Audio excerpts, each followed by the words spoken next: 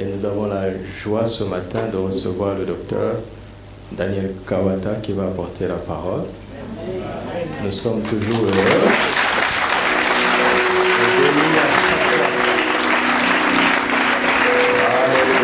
Vous avez compris donc un soleil pour accueillir l'autorité.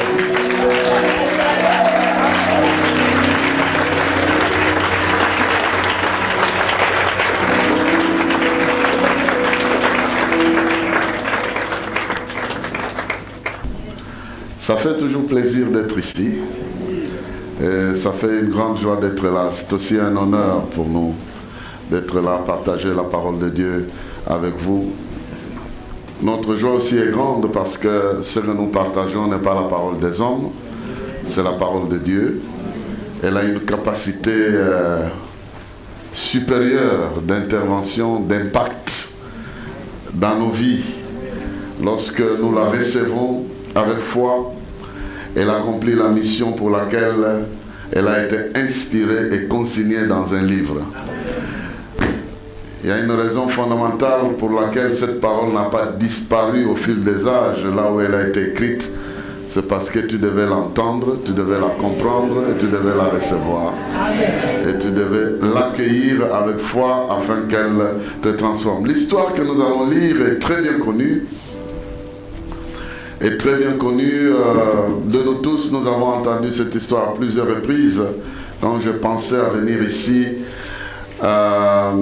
l'Esprit de Dieu m'a mis à cœur de venir répondre à une question de quelqu'un. Ce n'est pas moi qui vais répondre, c'est lui qui va répondre. Donc le thème que nous allons exploiter ce matin, que dois-je encore faire? Que dois-je encore faire? Il y a sûrement quelqu'un qui se pose cette question-là. Si tu n'es pas parmi ceux-là, bon, tu vas écouter en faveur de ceux qui se posent cette question. Parce que nous arrivons à un certain moment de notre vie où nous nous posons cette question, mais je dois encore faire quoi? Parce que ce qu'il faut faire, j'ai fait. S'il faut prier, j'ai prié. S'il faut croire, je crois. Mais je ne comprends pas. Est-ce qu'il y a quelque part quelque chose que je dois encore faire pour que ce que je cherche devienne une réalité dans ma vie ou quoi? Où est-ce que ça m'échappe là?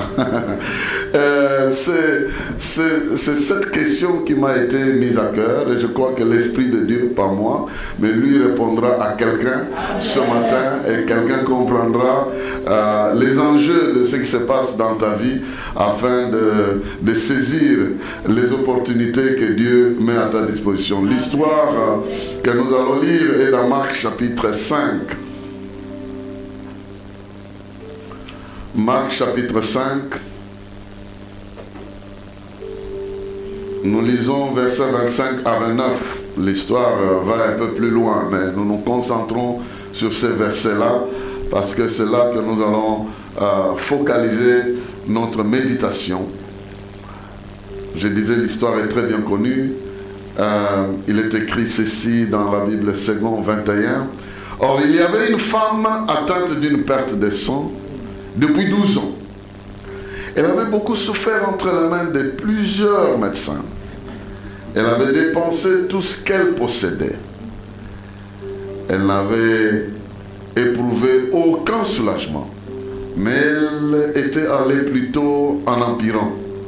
Ayant entendu parler de Jésus, elle vint dans la foule par derrière et toucha son vêtement.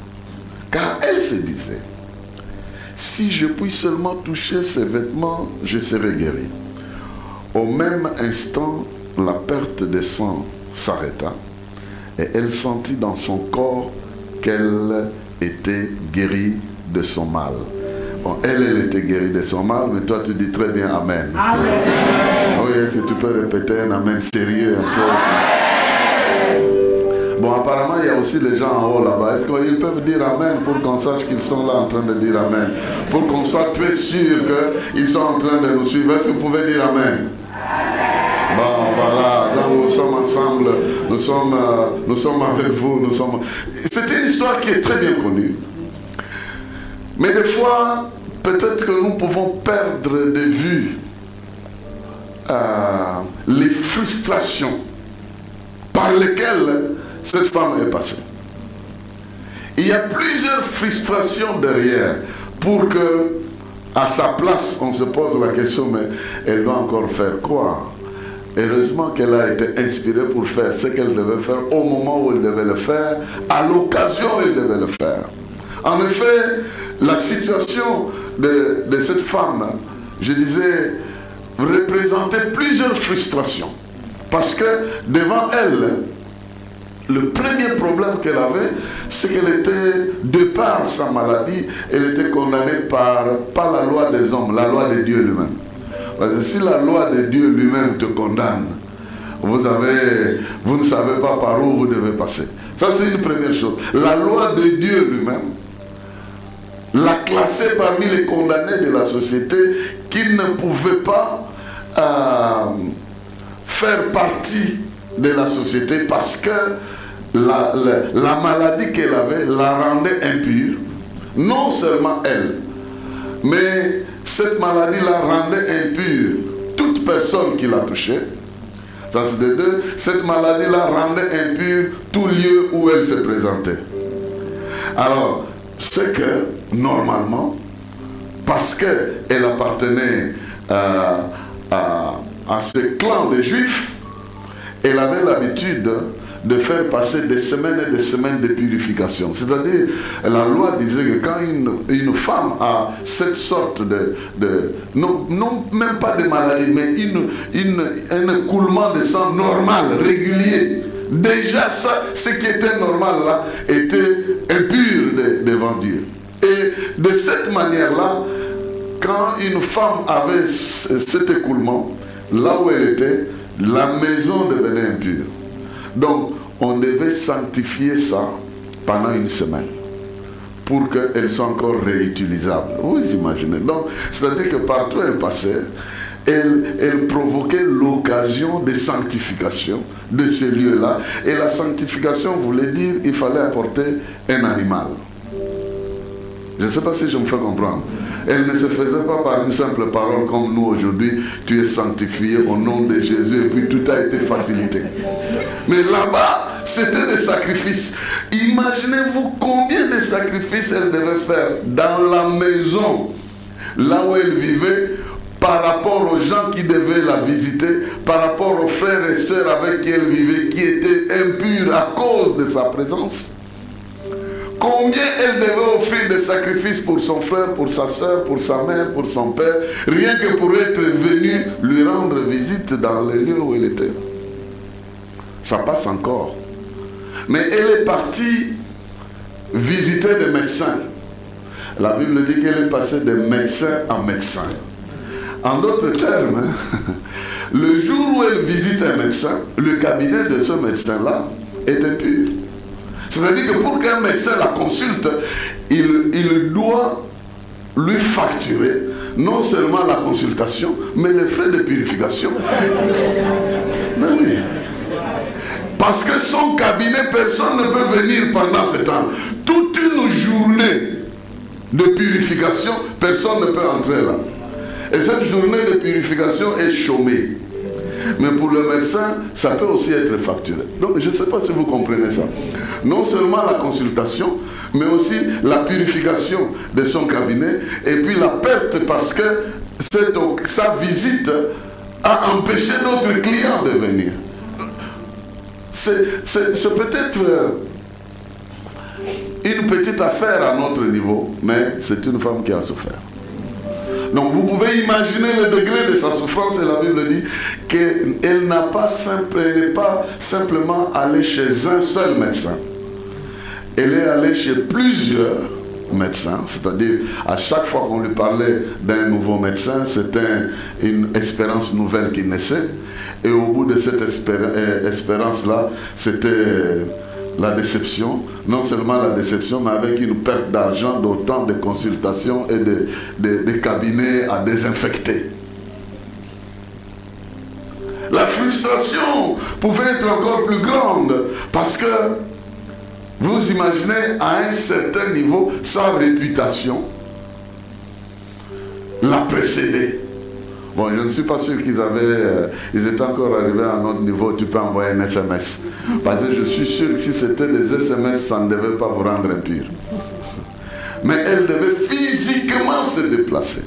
Et pendant qu'elle se déplaçait, c'est que les gens savaient que à côté d'une telle personne, il ne faut pas s'approcher parce que tu risques de faire des dépenses imprévues de purification.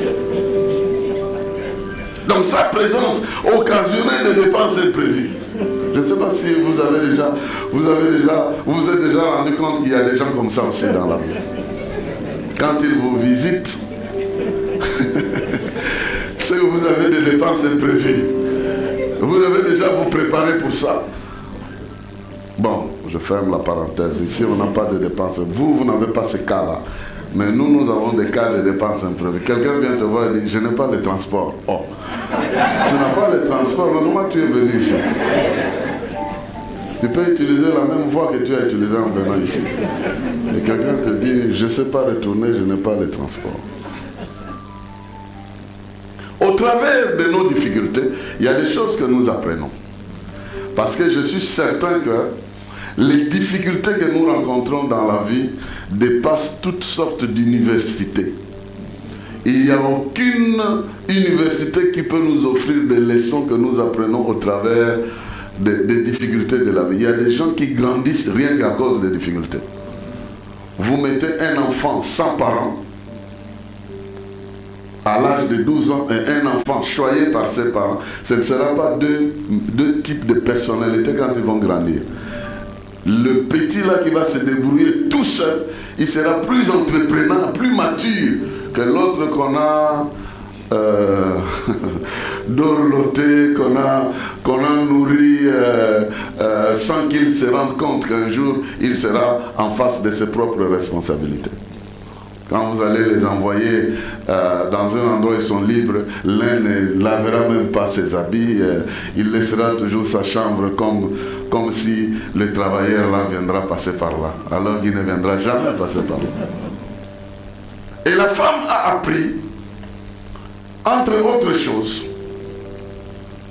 elle a appris en fin de compte, ça c'est moi qui résume un peu, je n'ai pas parlé avec elle, mais je résume un peu ce qu'elle doit avoir appris dans son histoire. Elle doit avoir appris que seul celui qui fait la loi, seul celui qui condamne par la loi, peut aussi délivrer de cette loi-là. Donc en fin de compte, c'est ce qu'elle a appris. Si c'est la loi de Dieu qui l'a condamné, un médecin ne pouvait pas l'enlever de là. Si c'est la loi de Dieu qui condamnait sa vie, alors l'intervention des hommes ne pouvait rien faire. C'est celui qui a mis cette loi-là, qui condamne par cette loi, qui peut aussi justifier par cette loi-là. En tout cas, si tu es arrêté par la loi marocaine, il faut qu'elle-même te justifie ou te condamne.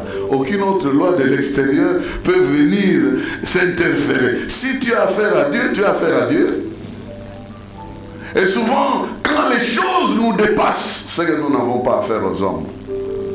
Quand nous avons un problème qui ne nous quitte jamais, qui reste comme si c'est le bonheur et la grâce qui nous accompagneront tous les jours. Et pourtant, ce problème-là ne figure ni dans le bonheur ni dans la grâce.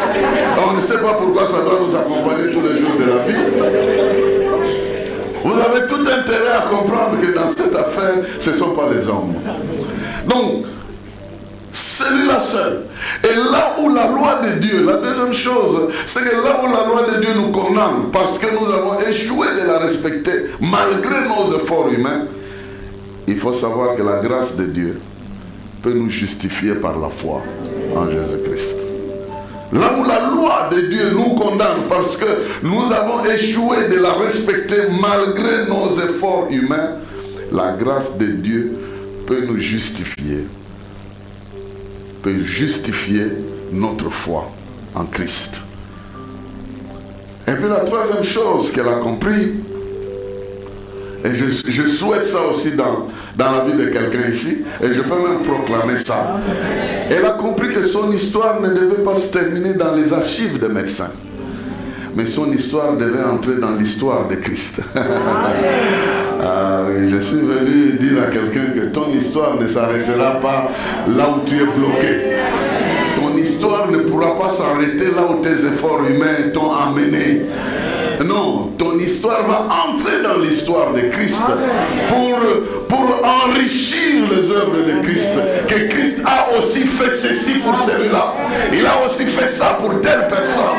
Il a aussi accompli un miracle encore pour une autre personne. Et qu'il continue à écrire son histoire en incorporant tous ceux qui ont échoué de leur part. Et qui se décident d'entrer en contact avec lui de manière particulière. Bien-aimé dans le Seigneur, c'est après qu'elle a compris ça. Quand nous lisons son histoire, nous comprenons qu'elle est passée partout. Parce que la loi de Dieu l'a condamnée déjà. Il n'y a aucune autre puissance qui pouvait la sortir de là. Sinon, pendant 12 ans, elle a erré ci et là. Et quelles sont les économies qu'elle a dépensées? Et je suis certain que pendant un temps, elle ne pouvait même pas aller au travail, elle ne pouvait même pas travailler, parce que sa vie rendait tout le milieu où elle vivait, où elle partait, un milieu inaccessible par d'autres personnes. Quelle est cette richesse qu'elle devait avoir pour dépenser pendant 12 ans? Donc, le diable peut peser sur votre économie sans pitié.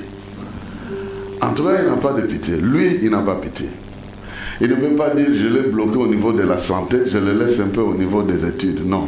Il te bloque dans la santé, il te bloque dans l'économie, il te bloque dans les études, il te bloque dans les relations parentales, il te bloque partout. Malheureusement pour lui, il n'est pas le seul sur terrain. Il n'est pas le seul sur terrain. Il est écrit que le voleur ne vient que pour voler, égorger et détruire. Mais il n'est pas le seul sur le terrain. La phrase ne s'arrête pas là-bas. Il y a aussi quelqu'un d'autre qui vient pour donner la vie, et la vie en abondance. Donc lui, quand il finit, il détruit, il a fini le travail. Parce qu'au-delà de la destruction, il ne peut encore rien faire. Mais il y en a un qui donne la vie, qui vient là où il y a la destruction. Là où nous avons épuisé nos méthodes. On a dormi à genoux, on a dormi sous les... Il y a des pratiques là, peut-être chez vous ça n'existe pas. Il y a des gens, quand ils vous disent qu'est-ce qu'ils ont fait pour prier, ils ont fait toute forme de prière, même des prières imaginaires. Pour arriver à une solution, rien. Rien. Moi j'ai une réponse à quelqu'un. Qu'est-ce qu'il faut encore faire avant de savoir ce qu'il faut faire? Avant de faire ce que tu dois faire, encore ce qui reste, il y a des choses que tu dois savoir. Avant de faire ce qu'il faut faire, il y a des choses que tu dois savoir. Premièrement, tu dois savoir que ce que tu as fait n'est pas vain. Et tous les efforts que tu as faits ne sont pas perdus. Tous ces efforts sont toujours capitalisés par la grâce de Dieu, afin de faire briller la gloire de Dieu au fil du temps. Vous comprenez? Parce que quelqu'un qui a attendu 12 ans sans guérison, la gloire de Dieu sera plus grande que quelqu'un qui a attendu une année. Cela veut dire que les 12 ans ne sont pas perdus. Amen. Les 12 ans sont capitalisés par la gloire de Dieu et ça fait ton honneur et ça t'identifie différemment dans la société. Que celui-là a souffert 12 ans, mais il y a un qui met fin à la carrière de souffrance pour ouvrir une carrière de bonheur et te faire accompagner de sa grâce. Je parle de Jésus-Christ.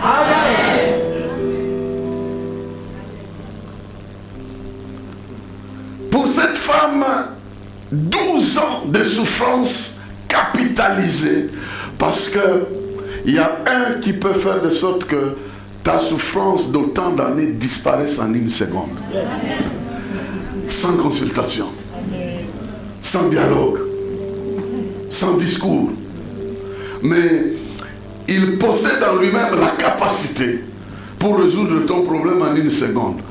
Quelque chose qui t'a caractérisé pendant 10 ans, 20 ans, 30 ans, qui occupe ta pensée le jour et la nuit. Tu dors, ce problème se présente comme un Dieu.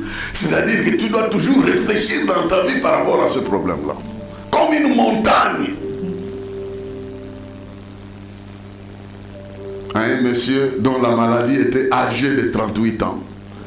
Il vient et dit, est-ce que tu peux être guéri? Il dit, non, la solution là, je n'ai personne pour... Non, non, la question c'est pas, est-ce que je peux te projeter dans ce temps, mais est-ce que tu veux être guéri?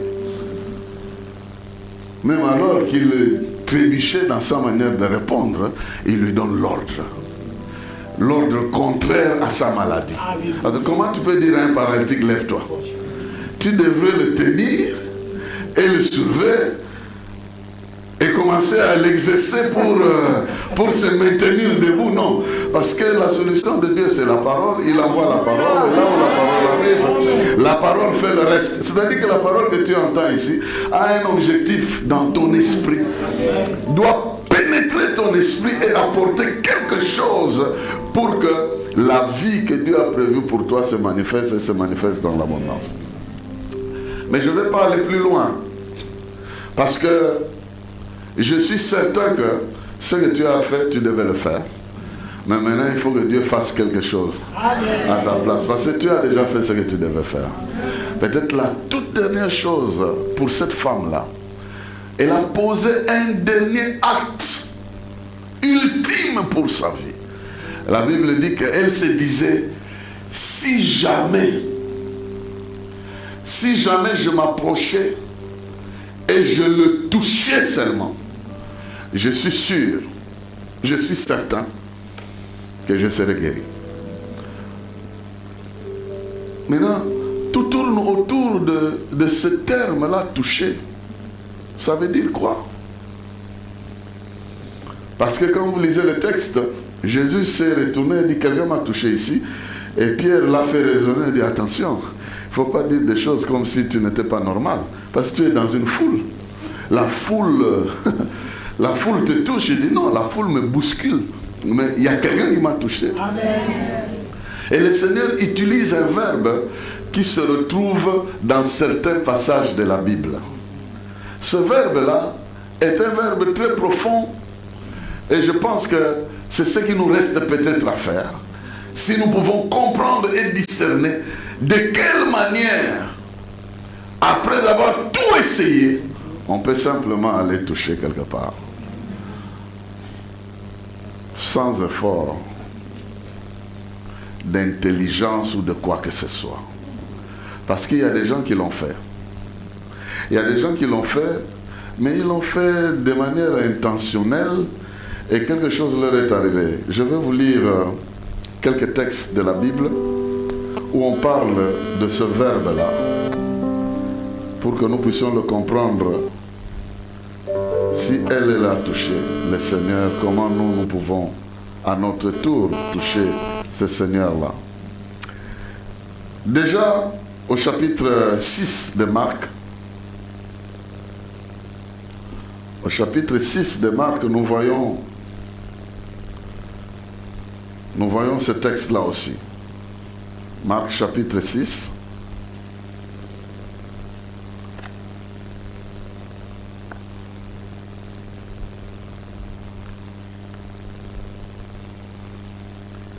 Le verset 56, le dernier verset. Nous lisons un peu là où ce verbe vient et puis nous allons essayer de le comprendre. Marc 6, 56 nous dit, partout où ils se rendaient, dans les villages, les villes, les campagnes, ils apportaient les malades sur des places publiques et les suppliaient. Donc, ces gens qui apportaient les malades suppliaient Jésus de leur permettre de toucher ne serait-ce que la frange de son vêtement. Et tous ceux qui l'ont touché étaient guéris. Il ne demandait pas plus. Permettez-moi. Donc, imaginez-vous, Jésus était immobilisé parce qu'on lui a demandé, et les malades s'alignaient, celui-ci vient, il touche, il s'en va. Celui-là, il vient, il touche. En rang! Chacun à son tour. Il vient, il touche, il part, il touche, il part. Imaginez-vous cette scène-là. Parce que Jésus lui-même, le Fils de Dieu, pouvait distribuer la guérison en vrac. Non. Non. Il pouvait ordonner que tous les malades de la foule soient guéris. Non. Il ne faisait pas ça. Il ne faisait pas ça. Il pouvait le faire, Mais il permettait que celui qui veut être guéri fasse un pas jusqu'à venir manifester sa confiance. Et nous allons voir ce verbe-là, il est un verbe qui a plusieurs sens. Ce verbe toucher là a un sens profond dans la Bible. Un autre texte qui parle de ce même sens-là, c'est dans les Actes des Apôtres.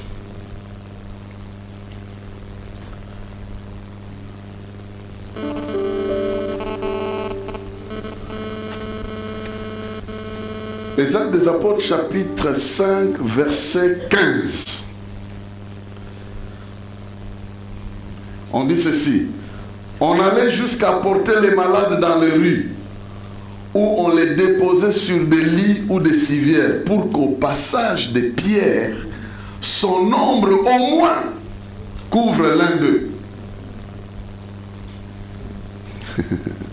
Le contact qu'il cherchait. L'ombre seulement, Pierre passe, l'ombre passe sur le malade. Ils veulent que l'ombre seulement passe sur le malade. Et puis ici, ce sont ces gens-là qui définissaient la manière dont ils pensaient qu'ils pouvaient être guéris. Ceux qui s'approchaient, qui définissaient, qui pensaient que si je fais ça, ça peut arriver. Au chapitre 19, je vais juste donner ces trois passages-là. Des Actes des Apôtres toujours.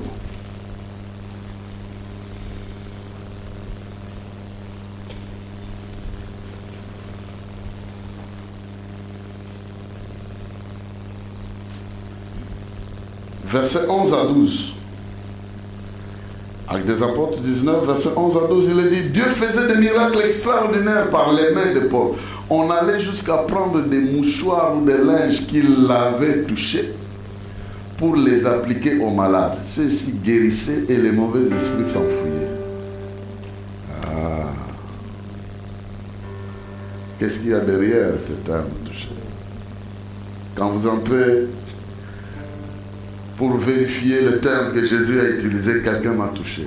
Ce verbe-là a au moins trois sens. Le premier sens, c'est adhérer à quelqu'un. C'est-à-dire croire suffisamment en quelqu'un que cette personne-là possède quelque chose dont tu as besoin. Et manifester cette confiance-là en touchant la personne, en saluant la personne, en parlant à la personne. C'est une attente. Plus que le fait de toucher un ami, c'est le fait de croire et d'adhérer à la personne. Sans cette dimension-là, l'on ne peut pas parler d'aller toucher. C'est-à-dire que les gens croyaient tellement en Pierre que Dieu l'a béni et c'était serviteur.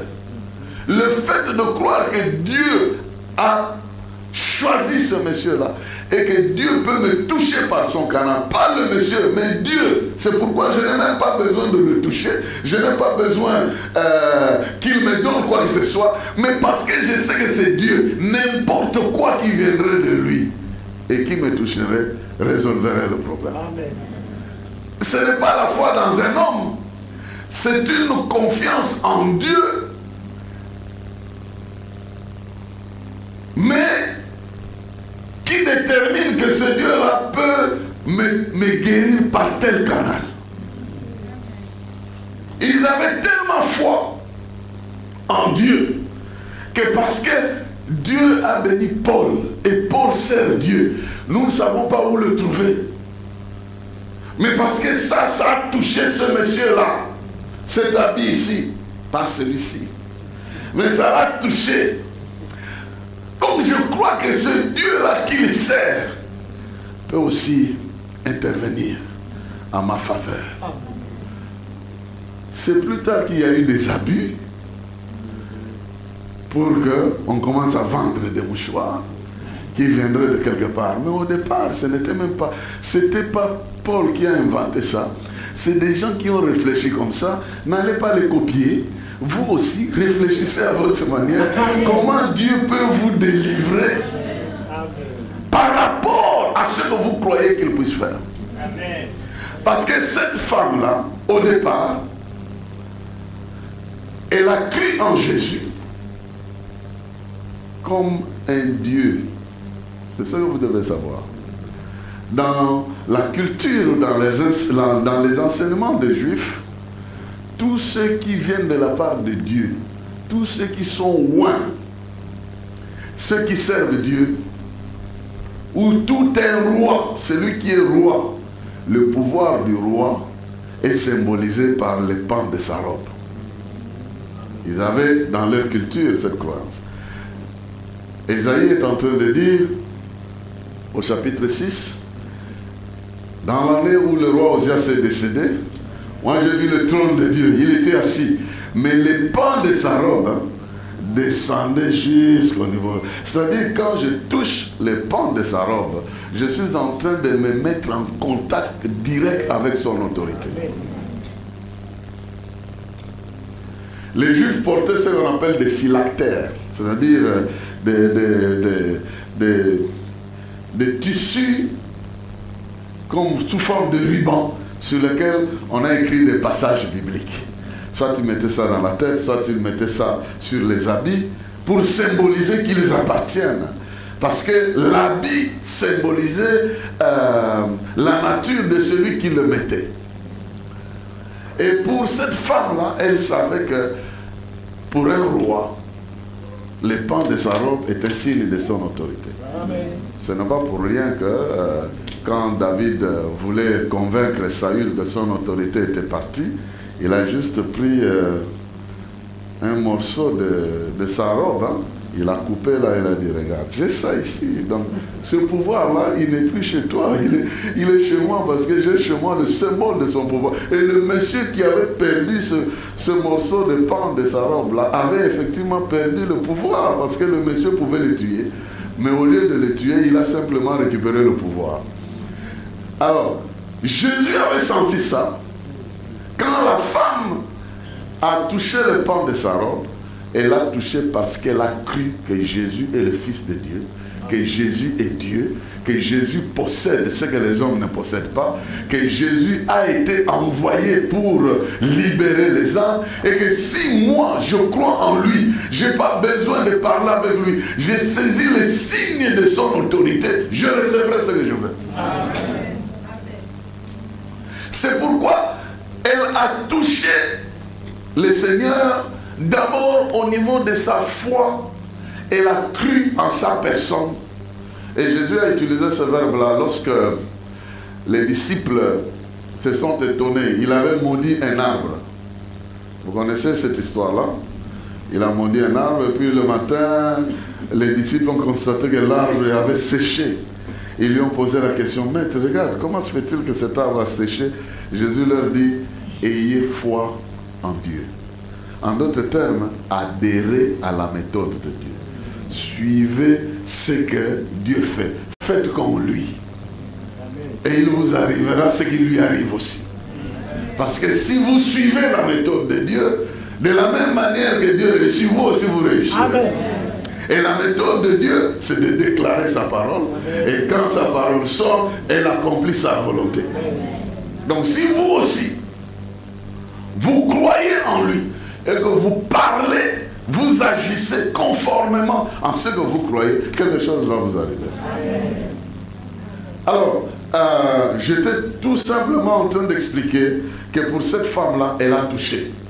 L'acte qui est resté à faire, c'est qu'elle est allée toucher la source qui l'a condamnée. Ce ne sont pas les hommes qui l'avaient condamné, c'est Dieu qui l'avait condamné dans sa loi. Elle est allée toucher ce Dieu-là pour dire, à partir de celui qui m'a condamné, il est lui-même aussi le miséricordieux. Il peut me sortir de cette histoire parce que je crois qu'il a la capacité de me faire sortir. Et la Bible dit qu'à l'instant même, cela lui est arrivé. Alors la plus grande question, qu'est-ce que je dois encore faire? Oui. Tu peux toucher le Seigneur de manière particulière. Tu peux le toucher de manière particulière. Et le Seigneur Jésus ne s'est jamais laissé impressionner par des gens, sinon par ceux qui avaient la foi. Par ceux qui avaient une idée claire de lui, même si cette idée était selon les hommes. Il y a des gens qui croyaient en lui, simplement s'il s'approche et touche les malades. Seigneur, mon serviteur est malade, si tu veux venir chez moi. Parce qu'il croyait que s'il touche le malade sera guéri. Il y en a d'autres qui croyaient qu'il n'a pas besoin de toucher. Il suffit qu'il envoie la parole va. Donc chacun croyait en Jésus à sa manière et Jésus s'adaptait en quelque sorte à la foi des uns et des autres pour leur donner ce qu'ils étaient en train de chercher. Donc, quelque part, vous trouvez les gens en train de développer les astuces rien que parce qu'ils ont cru. Parce qu'ils ont cru que Dieu peut faire quelque chose. Mais entre ma foi et le rencontrer pour qu'il fasse, j'ai beaucoup d'obstacles. Alors j'ai défini comment je pense que Dieu peut faire. Il y en a de ceux qui ont ouvert le toit de la maison, ils ont fait descendre le malade. Ils n'ont pas demandé la permission de la foule, personne ne voulait quitter. Tout le monde était branché à lui, il n'y avait pas d'espace. Ils ouvrent le toit, ils font descendre, la Bible dit, voyant leur foi. Amen. Et il dit, mon fils, tes péchés te sont pardonnés. Ah, mais comment? Comment il pardonne les péchés? Bon, pour que vous sachiez que j'ai le pouvoir de pardonner et les péchés et de guérir le malade, lève-toi et puis tu pars. Le monsieur s'est levé, maintenant il n'est plus retourné par le toit. On lui a laissé l'espace parce que lorsque la puissance de Dieu se manifeste dans ta vie, l'espace va arriver. Ceux qui t'ont bloqué le passage ne pourront plus jamais te bloquer le passage. Ceux qui constituaient l'obstacle deviendront la voie par laquelle on va. Il ne faut pas se poser des questions comment ça va se passer, mais il faut savoir comment je peux les toucher.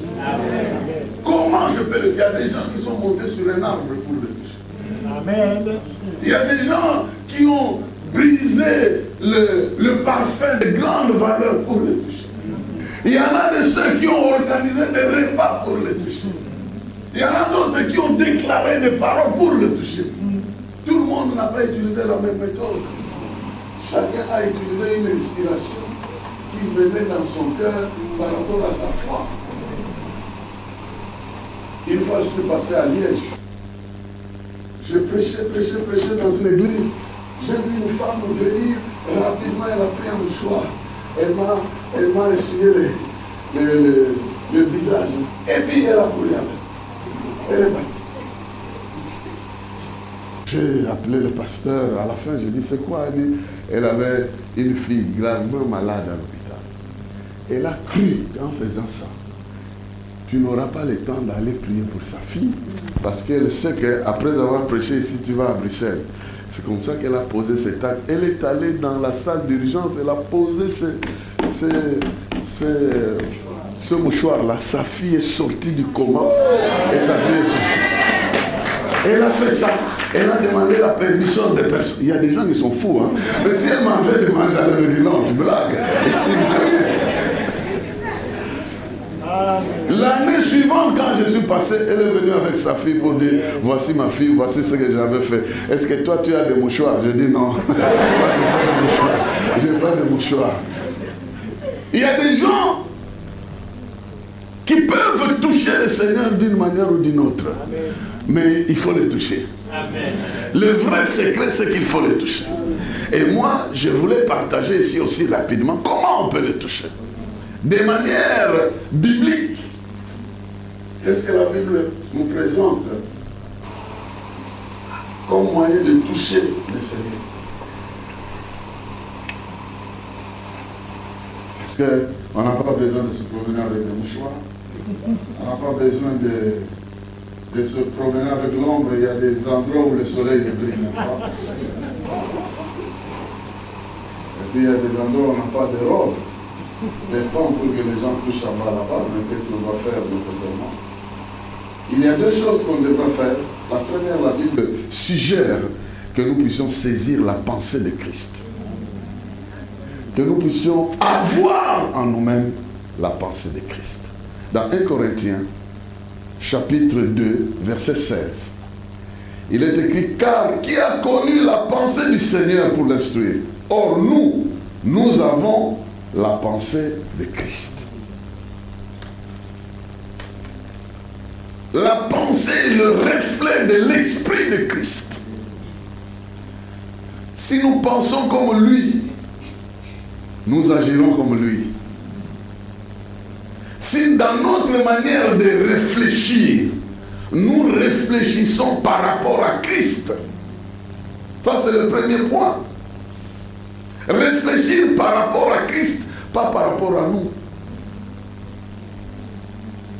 Je vais vous dire, c'est l'exercice que Dieu a donné à Josué quand il lui a donné 5 livres.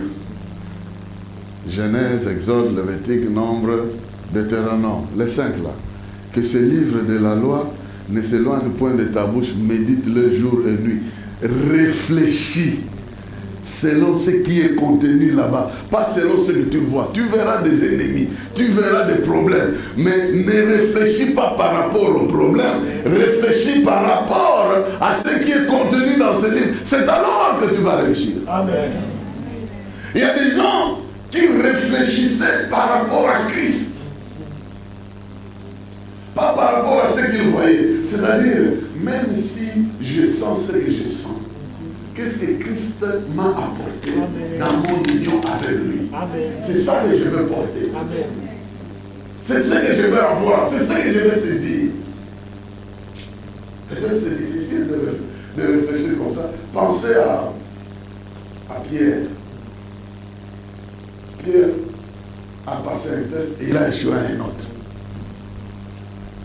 Pendant que Jésus leur posait la question, qui pensez-vous que je suis?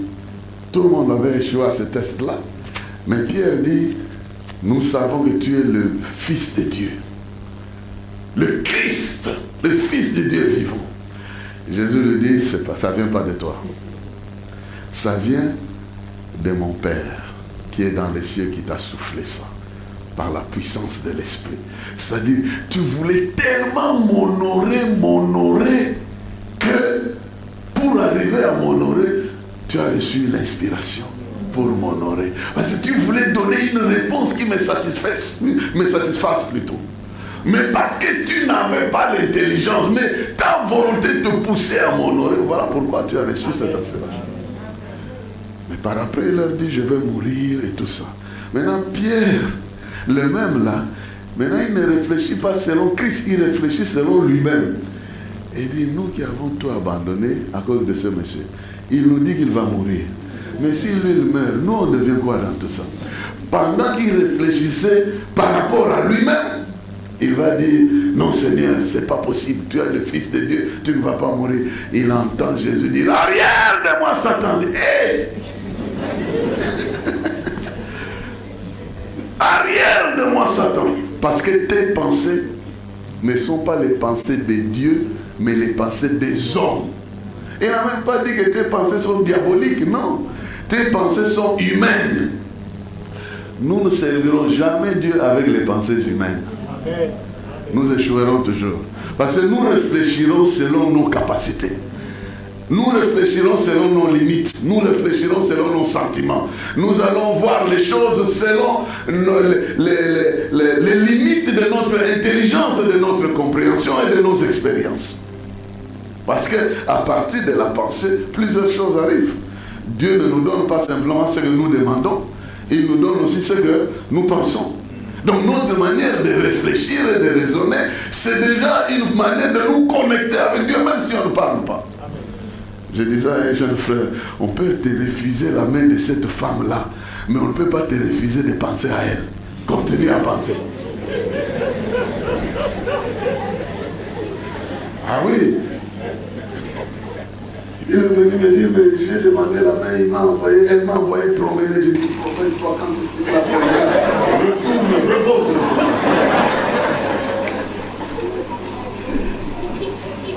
Et puis à une autre occasion, je n'ai pas fini, j'ai posé le problème. Elle m'a envoyé promener. J'ai dit, si tu penses toujours à elle, promène-toi quand tu finis la promenade. Retourne, repose le problème. Il a fait 2 ans. Quand je suis retourné à Bruxelles, je les ai avec des jumeaux. J'ai dit, ah, qu'est-ce qui se passe? Après la promenade, je suis retourné, je reposais le problème. Je reposais le problème, on m'a pris au sérieux. Et maintenant qu'on m'a pris au sérieux, voilà les choses vont passer. Quand tu penses à quelque chose et tu penses que Dieu t'appuie aussi, ne laisse pas tomber. Quand nous nous avons la pensée de Christ. C'est-à-dire nous raisonnons selon Dieu, selon sa manière de voir. C'est un privilège de raisonner comme Dieu raisonne. Et en Christ, pendant que nous avons Christ en nous, Dieu il a changé notre intelligence.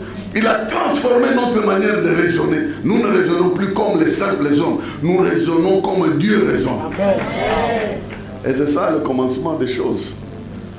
Parce que ton raisonnement ne doit pas être basé sur ce que tu connais d'humain, sur ce que tu connais de Christ. Écoutez ce que Paul est en train de dire. Écoutez ce que Paul est en train de dire. Pour que je vous dise. 1 Corinthiens chapitre 2 toujours, verset 2 à 5.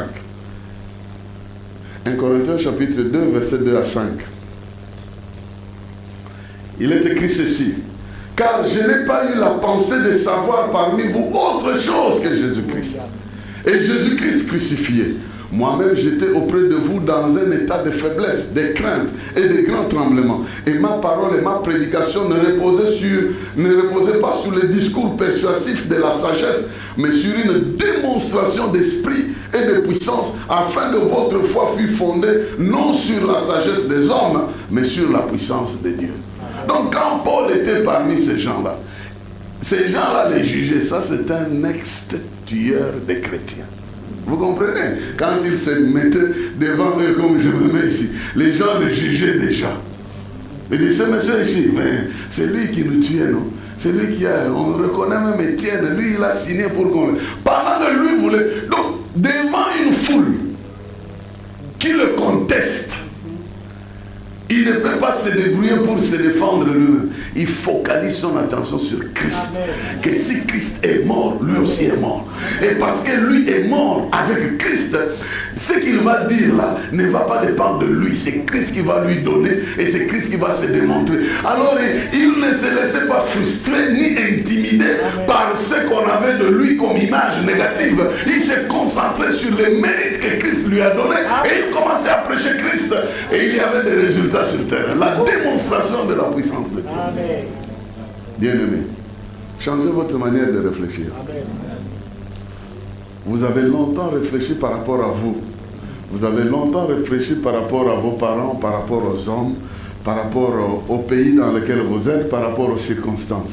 Commencez à réfléchir par rapport à Christ. S'il peut vous arriver ce qui vous arrive à cause du fait que vous appartenez à telle famille, il peut aussi vous arriver d'autres choses que vous ne connaissez pas parce que vous appartenez à Christ. Amen. Si Christ vaut quelque chose dans votre vie, alors adhérez à lui. Considérez que vous avez affaire à Dieu. Vous avez affaire à Dieu et ce qui va vous arriver, c'est ce qu'un Dieu peut faire.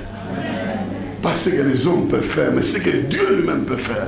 Vous devez commencer à raisonner par rapport à ce que Dieu peut faire, parce que lui peut faire l'impossible. Quand vous regardez à vous-même, vous dites, la loi des hommes me condamne. La loi de Dieu me condamne. Même les hommes ne peuvent pas me donner la chance de réussir dans ma vie. Mais je ne veux pas dépendre d'eux. Je crois qu'il y en a un qui m'a aimé, qui a laissé la gloire du ciel, qui est descendu sur la terre pour prendre ma place. Il a pris ma place afin qu'à partir de lui, je puisse sortir de mon blocage, de mon cachot, de ma tombe, de la malédiction, de toute manière vaine de vivre, et que je puisse être aussi considéré dans cette société. Donc, je lèverai ma tête, mais pas parce que les hommes m'ont soutenu, parce que Dieu m'a ouvert la porte. Lui qui ouvre une porte que personne ne peut fermer, lui qui peut fermer une porte que personne ne peut ouvrir. Quand il m'accorde cette grâce, je dois croire que Jésus est celui qu'il me faut. Amen. Il est celui qu'il me faut. Bien-aimé dans le Seigneur, il y a des avantages. Il y a des avantages de saisir la pensée de Christ. Saisir cette pensée a des avantages.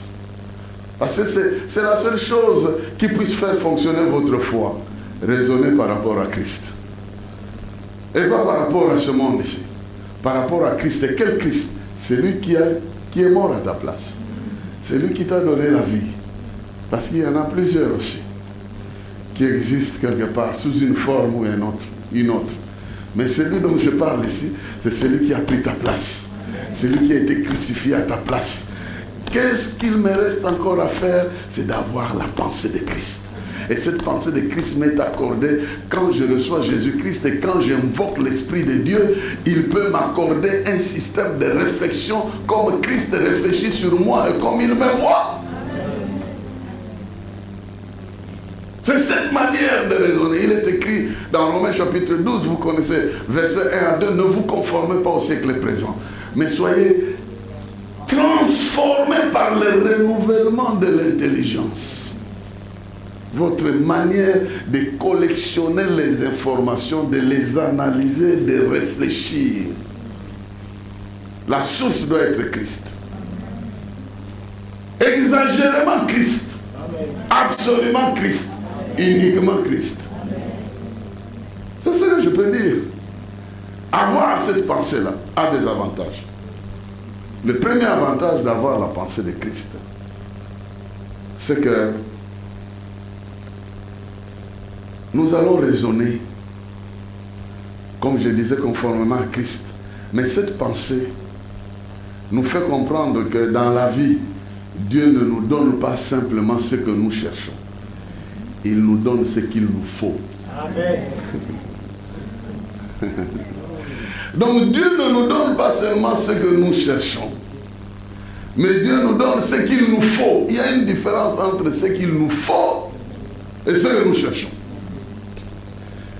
J'ai parlé un peu, j'ai frôlé ça un peu avant-hier chez les amis de El Jadida, je crois, je parlais là. Mais je ne leur ai pas dit tout ce que je dis ici. Il ne faut pas qu'ils soient pensés à croire que je leur ai caché les choses. Il y a une différence entre ce que nous voulons et ce qu'il nous faut. Je vais vous donner quelques exemples. Anne voulait un enfant. C'est ce qu'elle voulait. Elle estimait qu'en ayant cet enfant-là, elle va échapper à toutes les critiques sur sa personne. Sa valeur va être reconnue. Mais pour Dieu, il ne lui fallait pas un enfant, il lui fallait un chef d'État. C'est-à-dire que dans le plan de Dieu, cette femme qui m'aime comme ça, je ne vais pas simplement lui donner n'importe quel enfant. Je vais lui donner un enfant qui sera un roi parmi les autres enfants. Ça, c'était dans le plan de Dieu. Elle voulait un enfant, mais Dieu lui a donné plus. C'est pourquoi la Bible dit à celui qui peut faire au-delà de ce que nous demandons et de ce que nous pensons. Ce que nous demandons et ce que nous pensons de manière humaine, c'est inférieur. Mais si nous avons la pensée de Christ, nous allons dépasser même ce que nous pensons en disant à Dieu, je sais que ce que je demande, c'est rien. Et ce que tu vas me donner, c'est de loin ce que je suis en train de demander. Je me rassurer à quelqu'un, si tu attends quelque chose de Dieu, il va te donner plus que ce que tu attends. Il va te donner plus que ce que tu attends. C'est-à-dire, au travers de ce que tu attends, tu auras ce que tu attends, mais tu auras aussi plus. Si tu demandes à Salomon, il va te dire, moi j'ai seulement demandé la sagesse. Et il m'a dit, je te donnerai aussi ce que tu n'as pas demandé. Parce qu'il ne peut pas se limiter à notre demande. Non. Il veut nous montrer qu'il est au-delà de nos besoins. Donc, la pensée de Christ vient nous aider à comprendre que ce que Dieu a pour nous est meilleur par rapport à ce que nous désirons. Et que Dieu se prépare pour nous donner au-delà. Abraham cherchait un héritier. Un. Mais Dieu lui a dit, tu es père de multitudes. Parce qu'il ne te focalise pas pour quelqu'un qui va hériter les moutons. Il était focalisé sur un héritier. Quand lui va mourir, ces moutons restent entre les mains de l'homme. Est-ce que vous pouvez imaginer ça? Mais Dieu, lui, voulait qu'il soit le père des multitudes, comme des étoiles du ciel, comme les sables de la mer, que les gens se réfèrent à lui comme un vrai père de la foi. Donc il devait le faire passer par un exercice que nous autres, nous ne saurions pas passer, afin qu'il réussisse dans cet exercice-là, et que nous autres, nous soyons bénis au travers d'Abraham. Dieu avait en lui quelque chose d'aussi grand comme ça. Et lui voulait un héritier de brebis. Oh, des fois, ce que nous demandons, pour lesquels nous dormons sous les lits, transpirons, ça n'a rien à voir avec ce que Dieu prépare pour nous. Prépare-toi pour recevoir des grandes choses. Ce que tu as fait, tu devais le faire. Ce que tu as déjà fait sera capitalisé dans la gloire de Dieu, parce que Dieu va dépasser ça. Si tu parles à Élisabeth, elle va te dire, nous, on croyait, même dans l'âge avancé, qu'on aura toujours un enfant. Et on continue à prier, mais ça tardait. Mais on ne savait pas que l'enfant qu'on cherchait devait être le précurseur de Christ.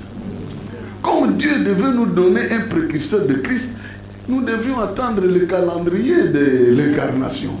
On n'avait pas en tête le calendrier de l'incarnation que je devais concevoir 6 mois avant que Jésus ne vienne. Ça, c'est dans le calendrier de Dieu. Parce que cet enfant-là va préparer le chemin du Seigneur. Il faut qu'il naisse pendant que lui va venir. Dans la même période-là. Et ils ont attendu 25 ans, 30 ans, 40 ans, rien.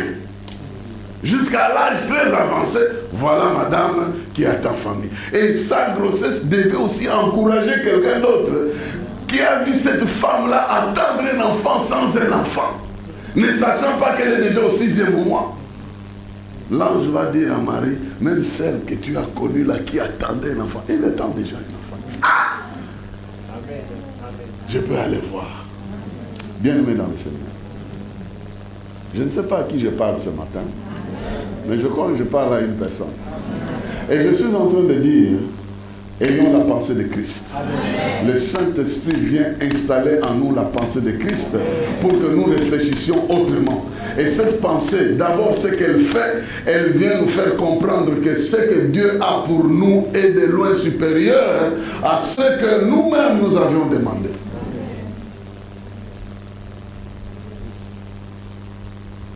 La pensée de Christ aussi vient élargir les limites. Les limites de notre connaissance. La pensée de Christ vient élargir les limites de notre connaissance. Le terme connaissance veut aussi dire expérience. Pour que nous puissions arriver à toucher Dieu, à entrer dans son intimité, dans les secrets de Dieu. Parce que le verbe toucher, dans la Bible, a aussi le sens d'avoir des rapports intimes. On a interdit les hommes, dans certains cas, vous ne toucherez pas vos femmes. Ce verbe-là existe dans la Bible. Ça ne veut pas dire que bon, tu as salué ta femme. Non, ça ne veut pas dire ça. Ça veut dire ce que vous comprenez. Donc, c'est un verbe qui reflétait une certaine intimité. Donc, vous aimez quelqu'un au point de vous donner à cette personne-là parce que vous lui faites totalement confiance.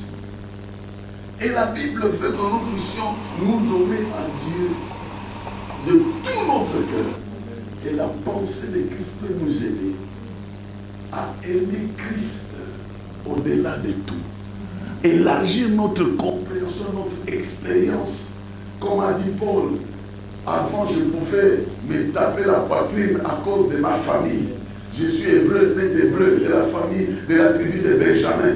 Mais toutes ces choses sont devenues comme de la boue à cause de l'excellence, de la connaissance de Christ. Comme je le connais là, je veux être conforme à lui dans sa mort, dans sa résurrection, pour apparaître comme lui. Parce qu'il a la pensée de Christ, ça élargit même ses expériences, ses sentiments.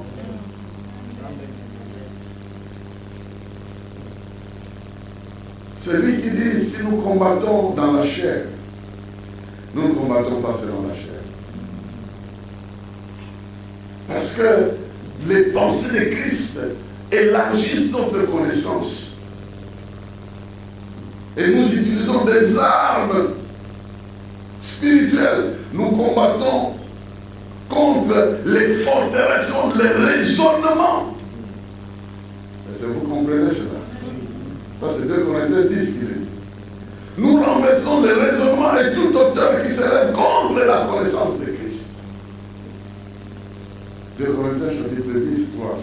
Quand nous avons la pensée de Christ, elle nous permet de pénétrer dans notre esprit une rencontre intime avec le Seigneur, une communion profonde avec lui, au niveau de nos pensées, au niveau de notre esprit.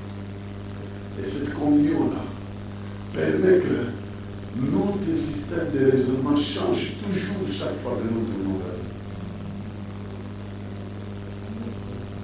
Parce que nous voulons expérimenter ce que lui veut que nous puissions expérimenter. Donc je peux sentir la maladie quelque part, et puis je dis, je sais que cette maîtrise m'ont guéri.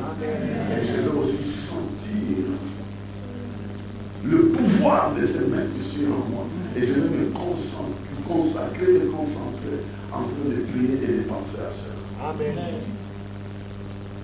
Et quelque part, mon esprit va travailler en communion avec le Seigneur. Ma manière de réfléchir, de raisonner, doit s'élargir pour que je puisse combattre toute forme de raisonnement qui s'élève contre Christ et je dois me garder focalisé sur Christ. Je ne combats pas simplement en dehors, mais d'abord en moi-même. Les forteresses veut dire le lieu fort. Et le diable peut vivre en toi dans une pensée innocente. Tu ne sais pas que c'est lui. Et pourtant c'est lui. Oui, tu demandes à Pierre, il va dire, j'étais choqué de voir quand on a un simple conseil à Jésus, c'est plutôt le diable qui était derrière. Une simple idée peut te venir à l'esprit. Tu crois qu'elle est innocente, alors c'est le diable qui te souffle. Et tu acceptes ça, effectivement, il va commencer à contrôler tes pensées avec ça. Un péché que vous commettez aujourd'hui, vous n'avez pas pensé aujourd'hui. C'est arrivé chez vous depuis longtemps, il travaille. Le diable, il est très patient de ce côté. Et si vous le découvrez dans votre manière de raisonner, vous savez qu'avec ça, Christ ne peut pas être honoré.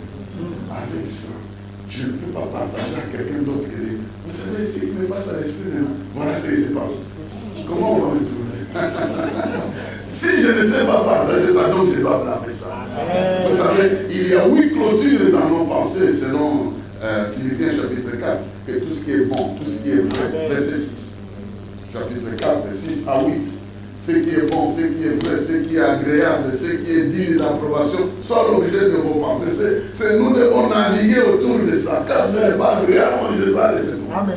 Déjà au niveau de ma manière de réfléchir, je dois sélectionner des choses que je dois garder, des choses que je ne dois pas garder. Parce que quand c'est déjà au niveau des pensées, c'est en train d'entrer dans ma personne. Je n'ai pas encore péché à ce niveau-là. Mais si je garde ça, alors ça va porter du fruit. Si je rejette ça, alors ça va partir. C'est pourquoi il est écrit que le soleil ne doit pas se coucher dans notre colère. Donc en train de continuer à réfléchir, à raisonner. À ce niveau-là, bien aimé dans le Seigneur, c'est à ce niveau que nous avons la victoire. La femme, là, elle devait réfléchir. Si je vais chez Jésus, Jésus seul peut me guérir. Elle avait cette conviction. Mais il y avait des idées qui lui disaient, mais tu es impur. Comment se fait-il que tu vas aller dans la foule? N'est-ce pas qu'en allant dans la foule, tu vas nécessairement tu vas rendre impur toute la foule. Et même Jésus lui-même, tu vas aller le toucher. Comment le pauvre est là, tu vas le toucher. Comment il va continuer? Je crois qu'elle a raison pour dire non. C'est lui qui enlève le péché du monde. C'est lui qui enlève le problème du monde. Alors j'y vais chez lui, je vais le toucher lui seul. Je ne vais pas aller devant. Je ne vais pas aller chez lui pour dire, mais voici je suis malade. Non, je vais récupérer cette histoire moi-même dans le secret. Elle a raisonné par rapport à Christ. Elle est partie en fonction de ça. Et en ce moment-là, la Bible reconnaît que quand tu raisonnes comme ça, tu as déjà reçu la chose. Amen. Tu es déjà en possession de la chose. Il reste un simple acte pour que cette chose devienne une réalité. Amen. Notre manière de raisonner. Je suis venu répondre à la question de Jacques. Que dois-je encore faire? Tu dois le toucher. Et tu dois savoir que ce que tu as fait n'est pas vain. Et ce que tu dois faire, c'est que tu dois le toucher. Le toucher veut dire avoir sa pensée. Et sa pensée, nous l'avons au travers de sa parole et au travers de son esprit. Quand nous lisons sa parole, nous raisonnons selon sa parole. Nous raisonnons selon sa pensée. Parce que sa pensée nous a été exprimée par sa parole. Et quand nous croyons en sa parole, nous raisonnons selon sa parole, nous sommes en train d'avoir sa pensée. Et cette pensée-là en nous-mêmes, elle vient nous convaincre. Elle vient nous apporter la conviction que ce que Dieu a est plus grand. Elle vient élargir notre manière de voir les choses. Mais aussi, sa pensée vient nous connecter avec le Saint-Esprit de manière particulière. Si cette femme-là touchait un habit, nous ne touchons pas un habit. Nous touchons l'Esprit de Dieu, le Saint-Esprit. Ces pensées nous lient directement à l'Esprit. Quand vous avez cette pensée-là, directement vous êtes un avec le Saint-Esprit. Je disais, une fois, je ne sais même pas où je parlais, parce que maintenant, je parle tellement à gauche à droite. Alors, Jésus disait ceci. Si tu regardes, si un homme regarde une femme avec de mauvaises pensées, il a déjà commis le péché. Alors pourquoi devons-nous simplement être condamnés à ce niveau-là avec de mauvaises pensées? Si nous regardons aussi Jésus avec de bonnes intentions, nous sommes déjà bénis. Donc, au lieu d'aller tomber dans des histoires, on te condamne pour quelque chose que tu n'as pas fait et que tu n'as fait que penser, allez tourner tes pensées vers Christ. Et si nous pensons à lui, nous pensons qu'il est capable de faire quelque chose, qu'il est capable de nous sauver, qu'il est capable de nous délivrer, qu'il est capable de nous bénir, qu'il est capable de nous guérir, qu'il est capable de... Cette chose-là deviendra une réalité. Amen. C'est notre manière de raisonner, de réfléchir, qui doit représenter la confiance que nous avons en lui, la place que nous lui donnons. Il n'est pas un simple petit bébé qui est venu naître ici, avec qui on a fui en Égypte dans les draps. Et on le représente toujours dans des endroits comme ça, comme ce petit bébé-là. Il n'est pas simplement celui qui a souffert à la croix, il est déjà parti de là. Il est ressuscité, il est vivant, il est glorieux dans les cieux. Si nous le voyons dans ces étapes-là, il n'est pas resté dans ces étapes-là. Il a récupéré la gloire qu'il avait avant. Il est investi du pouvoir qu'il avait avant. Et nous devons l'admirer parce qu'il a pris notre place partout où il est passé. Amen. Il a fait pour que nous ne puissions pas fuir. Amen. Il est devenu faible pour que nous puissions remonter notre faiblesse. Il est devenu pauvre pour que nous puissions écraser la pauvreté avec sa bénédiction. Cette bénédiction qui enrichit.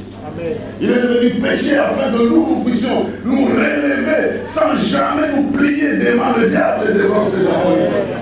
Mais avec la capacité de le chasser et de contrôler notre propre vie. La pensée de Christ nous connecte à la puissance de celui qui est venu nous transférer tout ce que Christ pense pour nous. À l'heure qu'il est en train de penser quelque chose sur toi. À l'heure qu'il est en train d'adresser une prière pour toi. Mais cette prière-là, ses effets te sont transférés par le Saint-Esprit qui t'a été envoyé. J'ai vu ici notre paraclétos. Paraclétos, c'est quelqu'un qui vient pour t'aider. Il y a des fois, il fera un peu de petites choses à ta place, mais il ne fera pas tout à ta place. Il fera des choses que tu ne sauras pas faire. On te donne un poids à transporter, tu arrives devant la porte. Mais parce que tu es occupé, tu ne sais pas ouvrir la porte. Il ouvrira pour toi. Et pour toi, il te facilite là où tu ne peux rien faire. C'est lui le paraclétos. Il vient te faciliter pour progresser. Là où tu es bloqué, il vient changer les choses pour que tu avances. Mais c'est lui qui t'assiste. Quand il sait qu'il y a un ennemi qui vient pour t'empêcher, il bloque cet ennemi-là avant même qu'il n'arrive chez toi, le paraclétos. Mais il est aussi un membre du juge. d'anciens membres du jury. Il assiste là où on délibère dans ta situation. C'est comme ton oncle qui serait membre du jury à l'université. Et toi, tu vis chez ton oncle. Vous comprenez? Et puis tu as déjà dit, oncle, j'ai un problème avec un professeur là. Il veut toujours que je devienne sa femme. Je refuse, alors il me crée des problèmes. Donc, c'est comme ça, ok.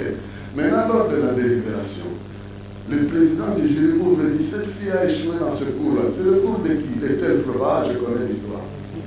Laissez tomber, je connais cette histoire-là. On ne peut pas faire échouer cette fille à cause de ça. Je connais très bien le problème qui se passe là. Il faut la faire passer. Yes. Donc, d'un côté, il va te dire, écris le recours. Écris le recours parce que parle dans ce terme si le jury aime ça. Et tu écris le recours. Et il va là-bas et dit, est-ce qu'elle n'a pas fait le recours en fait? Amen. Il a fait le recours. Qu'est-ce que le recours dit? Amen. Donnez-lui le paraclétos. Il vient avec toi, il est membre du jury. Il connaît le problème que tu traverses, il connaît aussi ce qu'on a délibéré sur toi là-bas. Il vient t'inspirer, prie comme ça. Ce travail la demande ça, parce qu'au ciel on a décidé de travailler. Et puis toi tu commences, la Bible dit, nous ne savons même pas par où nous pouvons commencer, mais par les soupirs inexprimables, les paraclétos nous aident. Mais quand nous avons la pensée de Christ, c'est là qu'il vient pour nous aider. Tu es sur une bonne voie. Prie comme ça. Et pendant que tu pries, lui-même intercède aussi pour lui dire, il a raison que vous lui donnez, que nous puissions lui donner ça, parce que, n'est-ce pas, ici on a décidé qu'il s'appellerait de cette manière. Il connaît ce que Dieu a prévu pour toi, il connaît quel est l'écart entre toi et ce que Dieu a prévu. Et il vient te guider. Il vient t'aider au niveau de ta pensée, tu dois être renouvelé. Ne réfléchis pas selon tes limites, mais réfléchis selon ce qui est favorable. J'aimerais même dire, quelque part, même là où tu penses que la parole de Dieu te condamne, parce que tu es fautif, il y a aussi quelque part où la parole de Dieu te justifie. Alors, ne te condamne pas avec le verset qui te condamne, va aussi auprès du verset qui te justifie pour recevoir la justice. Je m'explique. Parce que ce n'est pas flou. Je prends l'exemple d'un couple. Ils sont dans la Bible. Dieu vient, il dit à la femme, vous allez avoir un enfant bientôt. Bientôt, oui. Vous allez avoir un enfant. Quand cet enfant-là viendra, vous n'allez jamais raser sa tête. Ok? Oui. Elle va dire à son mari, Dieu a dit, nous allons voir. Le mari dit, moi je suis aussi responsable dans cette affaire-là. Comment on doit te parler à toi seul, pas moi? Je veux aussi que ce monsieur qui t'a dit, viens aussi me voir. Et puis l'ange est venu, il a parlé à la femme, vous connaissez un peu l'histoire. Et puis la femme est allée, elle dit, le monsieur qui m'a parlé, je l'ai vu. Ils arrivent. Comme en Israël, pour croire que celui qui te donne la promesse va réaliser ça, il doit aussi accepter l'offrande. S'il refuse l'offrande, c'est qu'il est faux. Ok, est-ce que tu peux attendre si on va t'offrir quelque chose? S'il accepte, c'est qu'il prend au sérieux sa promesse. Bon, ok, il a accepté, il est venu, on a offert l'offrande, et puis dans la fumée, l'ange disparaît. Devant cette disparition, il y a deux types de raisonnements. L'homme et la femme ne raisonnent pas de la même manière. Vous me suivez? L'homme dit, nous allons mourir. Parce que ça, c'est Dieu. Et nous avons vu Dieu. Et il est écrit, quand vous voyez Dieu, vous allez faire quoi? Vous allez mourir. La femme dit, mais c'est lui qui nous a promis, non? Que nous allons avoir des enfants. Comment on va mourir sans avoir ces enfants? Donc moi, je ne veux pas raisonner du côté où j'ai vu Dieu, je vais mourir. Je vais raisonner du côté où j'ai la promesse et j'ai la grâce de vivre. Je parle à quelqu'un ici. Maintenant, vous avez compris ce que je voulais dire. J'étais en train de dire, l'ennemi peut venir aussi mal exploiter certains textes pour vous bloquer et vous empêcher de raisonner par la foi en Jésus qui nous a justifiés quelque part. Ne soyez pas votre propre juge à outrance. Laissez votre conscience vous dire ce que vous devez réparer ce que vous devez réparer, mais raisonnez avec la grâce de l'Esprit que l'Esprit de Dieu nous donne la capacité de raisonner, parce que je suis certain que le diable peut échouer sur le terrain où il a réussi hier dans ta vie. Le diable peut échouer là où il a réussi hier dans ta vie. Aujourd'hui, il peut échouer. Il a perdu le serpent a perdu les pattes sur le terrain même où il avait réussi avec la séduction.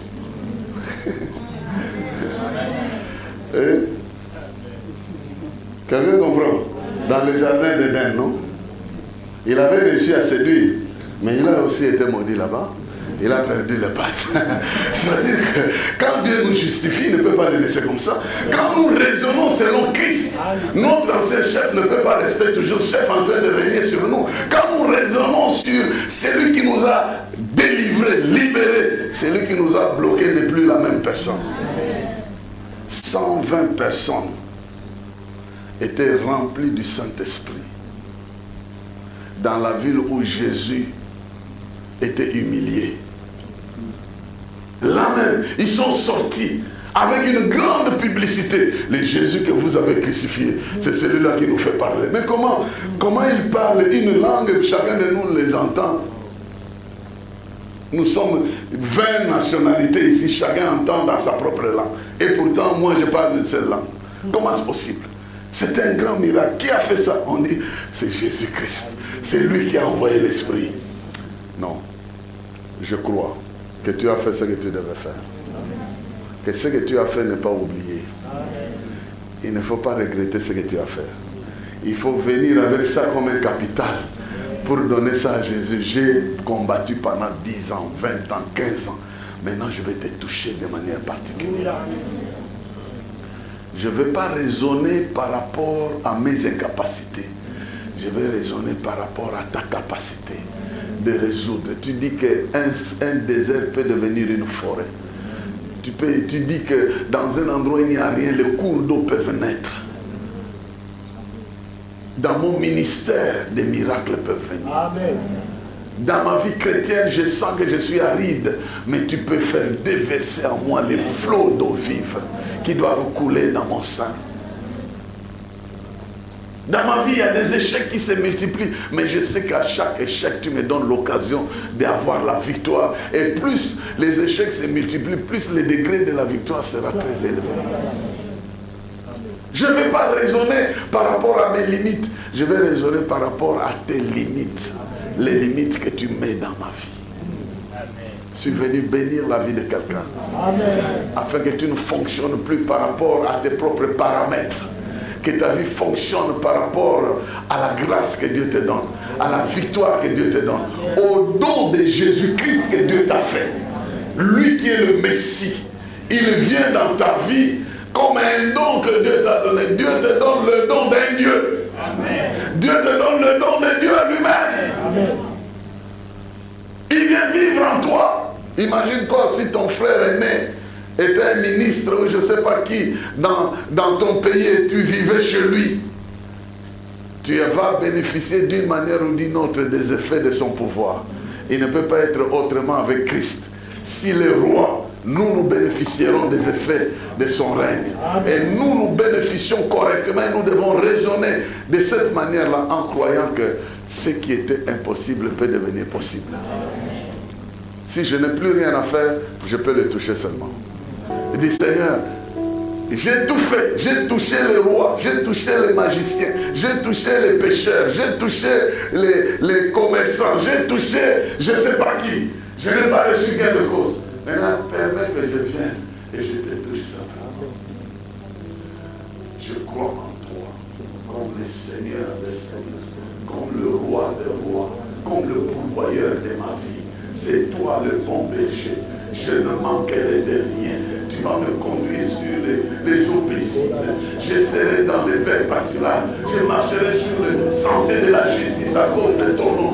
Tu vas oindre d'huile ma tête et ma coupe va déborder devant mes ennemis. Tu vas oindre ma tête, mes ennemis verront. Et même dans la vallée de l'ombre de la mort, je ne crains aucun mal parce que tu es avec moi. Parce que ton bâton et ta boulette me rassurent. Je suis sûr d'une chose, que le bonheur et la grâce vont m'accompagner tous les jours de ma vie. Et je vais rester toujours dans ta maison. Je vais toucher ta présence. Je vais toucher ton onction. Je vais toucher ton esprit. Je vais rester attaché. Je vais rester attaché à toi. Je vais rester attaché à ta présence. Mieux vaut ta présence que mille ailleurs. Il me reste une chose, c'est demeurer dans ta présence. Je reste là. Contempler ta gloire et ta majesté. Alléluia. Saisir ton autorité et ton onction dans ma vie. Je me suis beaucoup promené. J'ai vu les limites de mon intelligence et de mes forces. Maintenant, je reviens devant ta présence. Je vais saisir ta gloire. Je vais saisir ta bonté. Je vais saisir ta miséricorde. Par ma foi, je vais saisir ce qui est profond en toi pour m'en approprier. Parce que tu es à moi, je suis à toi. Bien-aimé dans le Seigneur, tourne tes regards vers le Seigneur maintenant. Je sens qu'il veut toucher certaines personnes ici. Je sens qu'il veut libérer sa force. Il a fait pour cette femme-là qui a raisonné en disant, si seulement je touchais. Ce matin, si seulement tu touches sa miséricorde, tu vas recevoir la miséricorde. Si seulement tu touches son pardon, tu vas recevoir le pardon. Si seulement tu touches sa grâce, tu vas recevoir la grâce. Si seulement tu touches son onction, quelque chose va passer en toi. Il est le même hier, aujourd'hui, éternellement. Et il libère sa puissance partout. Son nom est recherché. Il est présent là où on le cherche. Il se laisse trouver là où on l'appelle. Appelle-le, Seigneur Jésus. Je veux communier avec toi. Je vais saisir ta grâce ce matin. Je vais saisir ta puissance ce jour. Je vais saisir une onction qui vient de ta part. Je vais saisir une onction qui vient de ta part. Je te préviens que quelque chose va t'arriver là où tu es. Il y a une puissance de l'esprit qui sait que tu as déjà tout fait, qui sait que tu t'es déjà débattu à plusieurs reprises. Il a vu comment tu as souffert. Il voit comment tu te débats et comment tu continues à te débattre. Mais il veut mettre fin à cela. Il veut apparaître dans ta vie. Il veut apparaître dans ta vie. Il veut libérer une onction dans ta vie. Père de gloire. Père de gloire. Dans le nom de Jésus-Christ. Père de gloire. Dans le nom de Jésus-Christ. Je t'invoque. Je t'invoque en ce lieu. Je t'invoque en ce lieu. Dans la vie de mon frère, dans la vie de ma soeur. Remplis ce lieu où je me trouve. Ce lieu au-dessus où se trouvent tes enfants. D'une gloire particulière. D'une onction particulière de ta présence. Si l'ombre de Pierre pouvait servir à quelque chose, nous avons l'ombre de l'Esprit. Esprit de Dieu qui circule dans ce lieu. L'Esprit de Dieu qui fait souffler en ce lieu.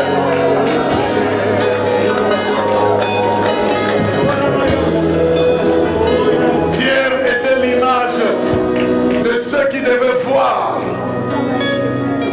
pour croire. Nous sommes de ceux qui devaient croire pour voir. Et de ceux qui auront cru sans avoir vu. Nous sommes de cette génération. Amen. Et nous nous basons sur l'Esprit. Même quand nous ne le voyons pas d'abord, nous croyons qu'il est là. Mais après nous voyons ses œuvres. Amen. Tu vas être touché par la puissance de l'Esprit. L'Esprit de Dieu est en train de se mouvoir en ce lieu. Avec une onction particulière. Hey, il y a cette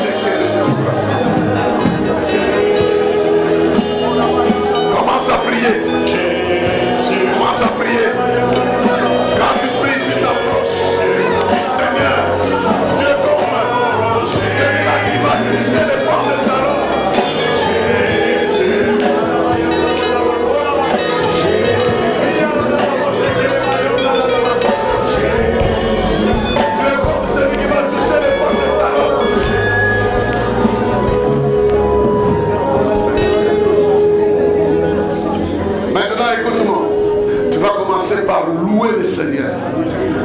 louer pour t'avoir donné Jésus. Jésus qui a pris ta place. Commence à reconnaître la valeur du sacrifice de Jésus-Christ. Ce sacrifice, prends-le en compte pour toi. Il s'est sacrifié pour toi. Commence à reconnaître la valeur du sacrifice de Jésus dans ta vie. Glorifie le Seigneur pour le sacrifice de Jésus.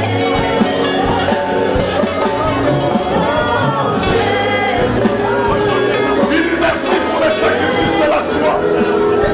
Dis-lui merci pour le sacrifice.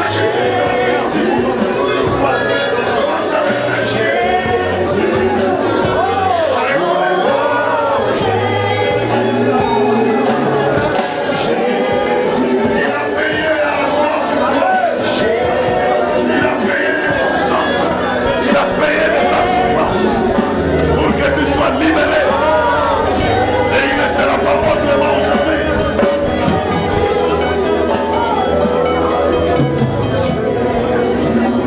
Il a payé à la croix. Maintenant écoute-moi.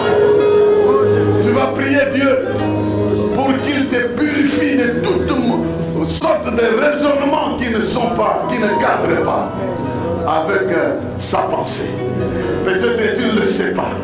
Peut-être que c'est à ton insu que tu as des idées, des pensées que lui n'accepte pas. Mais plutôt que le diable essaie de profiter pour se cacher derrière. Dis-lui, débarrasse-moi, purifie-moi de toute pensée que tu n'agrées pas, qui se trouve en moi que j'ignore. Je vais m'en débarrasser. Débarrasse-toi de toutes ces pensées.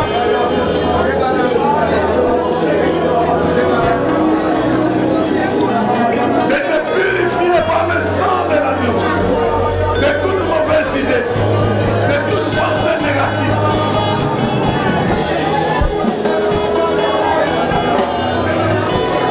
Prie, prie, prie, prie.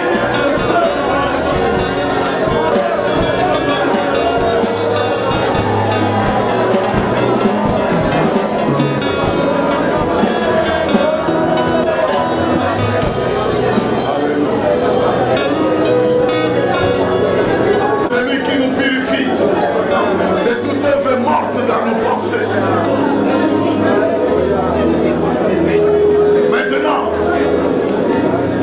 Maintenant, si tu étais assis, tu peux te tenir debout. Tu peux te tenir debout, tes mains sont levées. Tu vas invoquer l'esprit. Tu vas lui dire, maintenant je vais être revêtu. Revêtu d'une capacité nouvelle. Revêtu d'une grâce nouvelle. Revêtu d'une onction nouvelle.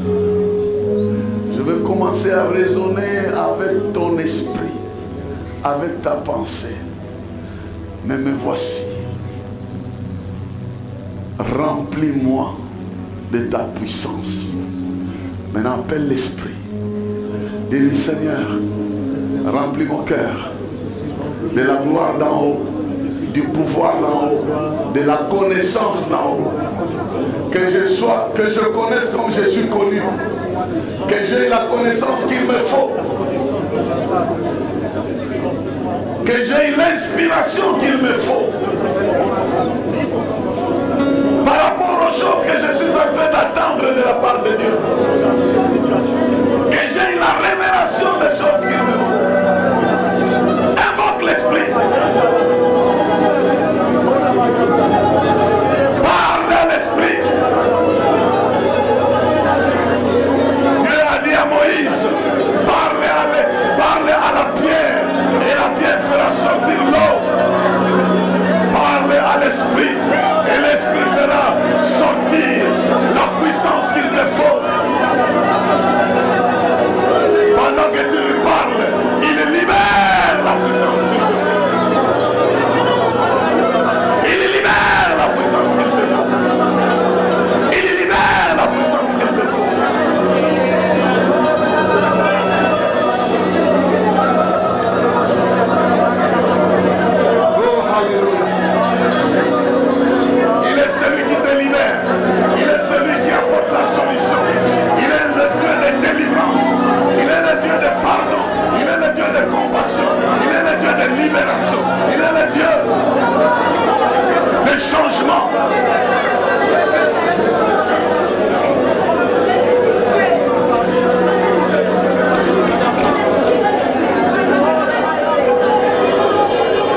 Alléluia.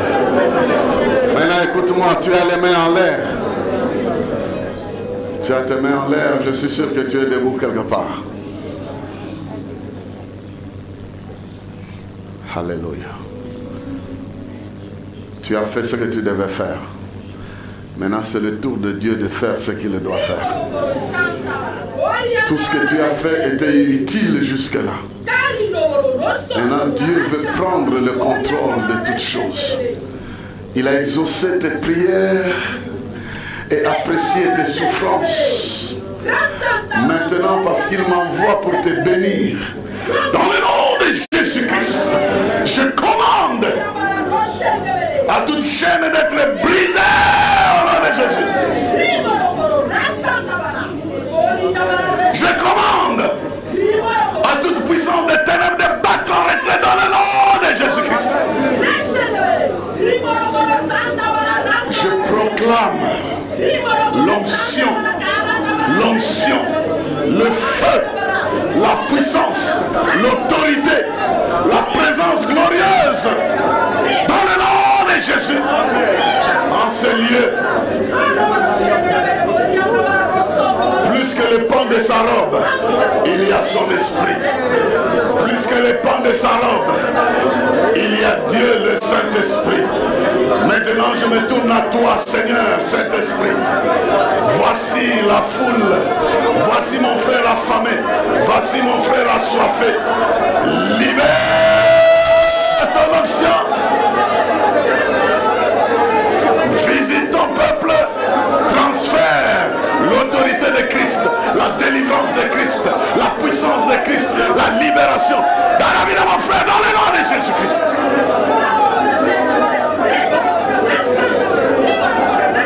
Déverse l'huile de la liberté, l'huile de la bénédiction, l'huile de l'affranchissement.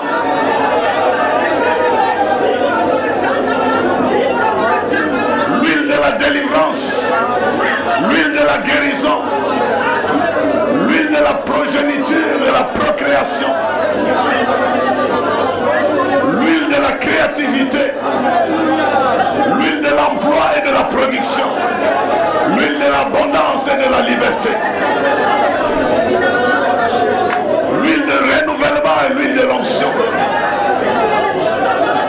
l'huile pour le ministère.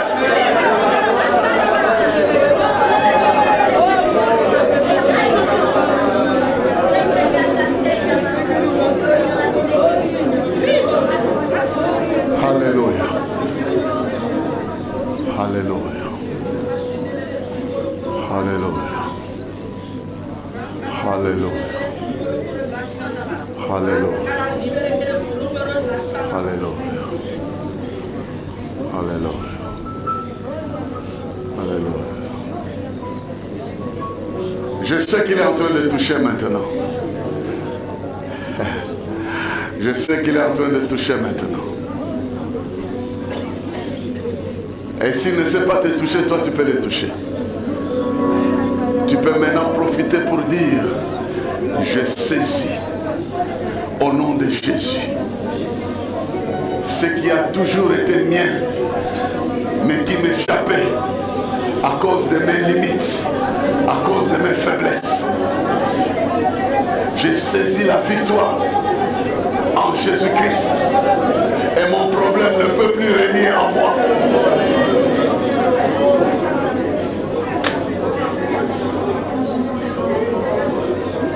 Je saisis cette onction et je proclame ma vie sous l'onction divine. Celui qui traite mon cas n'est pas un homme. Le Dieu de l'univers.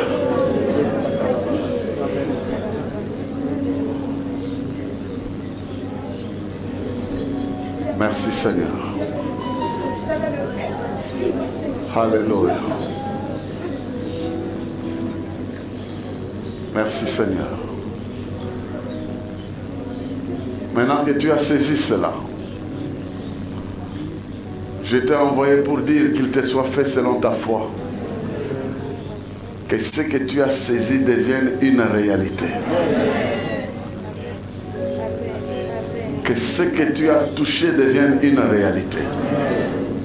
Au nom de Jésus-Christ, je proclame le miracle que tu attends dans ta vie. Au nom de Jésus-Christ, je déclare que tu peux aller en paix et tu verras la main de Dieu agir dans ta vie. Au nom de Jésus-Christ,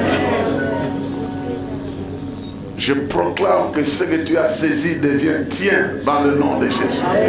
Le terrain sur lequel tu t'es levé devient une propriété pour toi. Tu t'es levé sur le terrain de la guérison, tu reçois cela. Tu t'es levé sur le terrain de la délivrance, tu reçois cela. Sur n'importe quel terrain où tu t'es levé dans la foi, où tu marches avec les pieds de la foi, ce terrain t'est accordé. Amen.